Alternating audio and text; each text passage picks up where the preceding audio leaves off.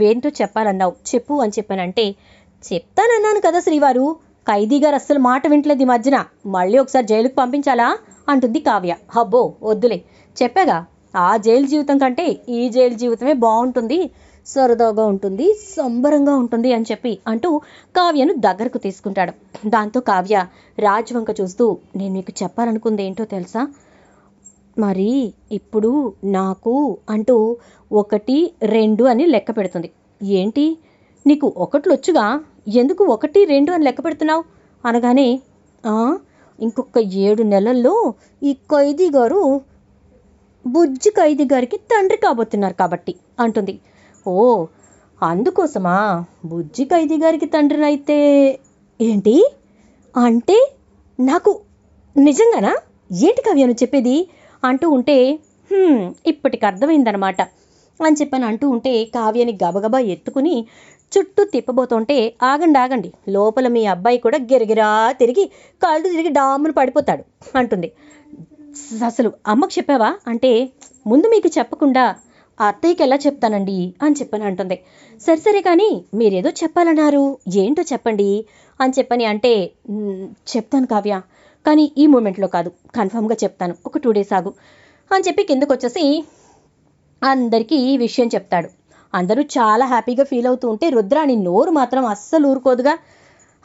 వచ్చిన కడుపు నిలబడి మా స్వప్నలాగా ఒక ఆడపిల్లని కంటుందేమోలే అని చెప్పని అనగానే, ఎవరైతే ఏంటి, ఆడపిల్ల పుడితే దుగ్గిరాల వంశంలో శ్రీ మహాలక్ష్మి పుట్టింది అనుకుంటాం అని చెప్పని అంటుంది ఇందిరాదేవి. అవునమ్మా, నువ్వెంతసేపు ఆ 3 ఆడపిల్లల్ని వెనకేసుకురావడం తప్ప వేరే పనే చెయ్యవు, ఈ ఇంటి ఆడపడుచుని నన్ను మాత్రం పక్కన పెట్టేస్తావు అంటుంది. ఎలాంటి పరిస్థితినైనా ఎలాంటి విషయాన్నైనా చిన్న విషం చుక్కలాగా తయారైపోయావని ఇందిరాదేవి తిడుతూ ఉంటుంది. ఇక రాజ్ మనసులో మరో భయం మొదలవుతుంది. ఇప్పుడు యామినికి విషయం తెలిస్తే కావ్యని, కావ్యతో పాటు కడుపులో ఉన్న ఆ బిడ్డని, మొత్తం అందరినీ హతమార్చేస్తుంది, ఏం చేయాలి అని ఆలోచిస్తూ ఉంటాడు. ఇక రాజ్ అలా ఉండటాన్ని గమనించినటువంటి కావ్య, ఏంటండి అసలు హ్యాపీనెస్సే కనిపించట్లేదు మీ ముఖంలో అని అనేసరికి, ఒక పెద్ద విపత్తే వచ్చింది కావ్య అంటాడు. నేనుండగా మీరెందుకు భయపడుతున్నారు అంటే, అసలు వచ్చిందే నీకు కదా, ఆ ప్రమాదాన్ని ఎలా దాటుకోవాలో అర్థం కాక తలమునకలైపోతున్నాను కళావతి అంటాడు. ఇక వెంటనే ఏం జరిగిందో చెప్పండి నాకు అని అంటుంది కావ్య. అంటే కాదు కళావతి, ఏం జరిగిందంటే అది అంటూ ఇక అప్పుడు తన కాలేజ్ లైఫ్ గురించి, యామిని గురించి, తన్ను ప్రేమించకపోతే చచ్చిపోతానని యామిని బెదిరించిన విషయాల గురించి, ఆ తర్వాత తనని ప్రేమిస్తావా అంటూ ఒక అమ్మాయి ముఖం మీద యాసిడ్ చల్లిన యామిని ప్రవర్తన గురించి, ఆ తర్వాత డ్రగ్స్ కి ఎడిక్ట్ అయిపోయినటువంటి యామిని గురించి, అన్ని విషయాలు పూర్తిగా కావ్యతో షేర్ చేసుకుంటాడు ఇక రాజ్. అలా షేర్ చేసుకునేసరికి కావ్య గట్టిగా నవ్వుతూ ఉంటుంది. ఎందుకు నవ్వుతున్నావు అంటే, ఈ యామిని గురించి నాకు మీరు ఇప్పుడే చెప్పినా చాలా ఫన్నీగా ఉంది, ఎందుకంటే అయిపోయిన పర్వాన్ని మీరెందుకు మళ్ళీ తవ్వుకుంటున్నారు అంటే, తవ్వుకోవట్లేదు, ఇప్పుడు ఆ యామిని మళ్ళీ వచ్చింది అంటాడు. వచ్చిందా అంటే ఎన్నాళ్ళవుతోంది అని అడగగానే 2 నెలలు అవుతుంది అంటాడు. మరి అప్పటి నుంచి ఎందుకు చెప్పలేదు అని చెప్పి అడుగుతుంది కావ్య. ఎందుకంటే తన్ని మార్చే ప్రయత్నం చేద్దామనుకున్నాను, మారుతుందేమో అనుకున్నాను అనగానే, హాస్పిటల్కి వెళ్ళి జాయిన్ అయ్యి ట్రీట్మెంట్ తీసుకుని వచ్చి కూడా మళ్ళీ అదే ప్రవర్తనతో ఉన్న మనిషి మీరు చెప్తే మారిపోతుందని ఎలా అనుకుంటారండి? సరే, ఏం చేయాలో నేను చూసుకుంటాను, కానీ మీరు మాత్రం ఎట్టి పరిస్థితుల్లోనూ కంగారు పడి హడావిడి పడి ఆవిడ చెప్పిన ప్రధానికి తలకాయ ఊపి వెళ్లి పెళ్లి చేసుకుంటారా ఏంటి అని చెప్పని అంటుంది. అమ్మో కళావతి, నీతో నేను పోరాడాలని చూసినా ఓటమి నాకు, గెలుపు నీకే అవుతుంది. అదా విషయం తెలిసి కూడా మళ్ళీ నీ జోలికి నేను ఎందుకు వస్తాను చెప్పు, అయినా నాకు నువ్వుండగా ఇంకొకరితో పనుందా అని చెప్పేసి మొత్తానికి రాజ్ కావ్యని కూల్ చేసేస్తాడు. ఇక అక్కడి నుంచి కావ్య యామినికి చెక్ పెట్టడం మొదలు పెడుతుంది.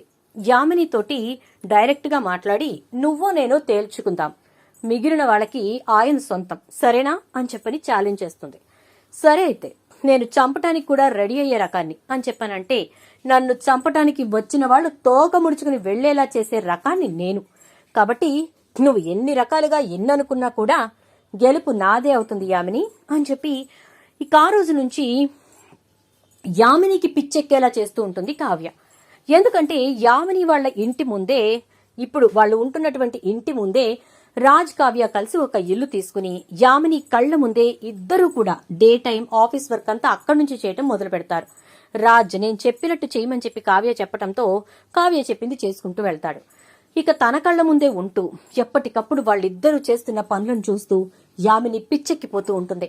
అసలు ఇది ఎక్కడో ఉంటే దీన్ని ఏదో ఒకటి చేద్దాం అనుకున్నాను, ఇదొచ్చి ఇక్కడే ఉంది నా కళ్ల ముందే, నా రాజుతో ఇది సంతోషంగా ఉంటుంటే నేను చూస్తూ ఊరుకోలేకపోతున్నాను, అసలు తట్టుకోలేకపోతున్నాను అని చెప్పేసి అంటూ ఉంటుంది ఇక యామిని.